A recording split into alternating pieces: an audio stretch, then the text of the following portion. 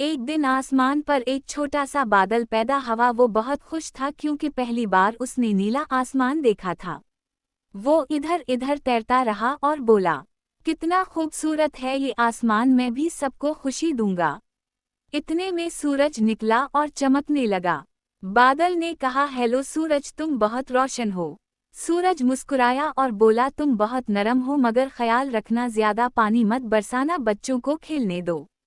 बादल हंसा और बोला, ठीक है, मैं बस थोड़ा सा बारिश करूंगा ताकि सबके पौधे हरे हो जाएं। बादल ने हल्की हल्की बूंदाबांदी शुरू की। जमीन पर सब बच्चे खुश हो गए। कोई छतरी लेकर नाचने लगा, कोई बारिश के पानी में छपाक छपाक करने लगा। बादल को बहुत मजा आया। शाम हुई तो सूरज ने कहा, तुमने सबको खुश कर दिया छोटे बादल, अब आराम करो।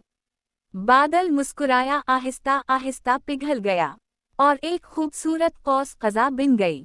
सब बच्चे आसमान की तरफ देखकर बोले, वाह कितना प्यारा बादल था। सबक, जो दूसरों को खुश करता है वो खुद भी रंगों की तरह खूबसूरत बन जाता है।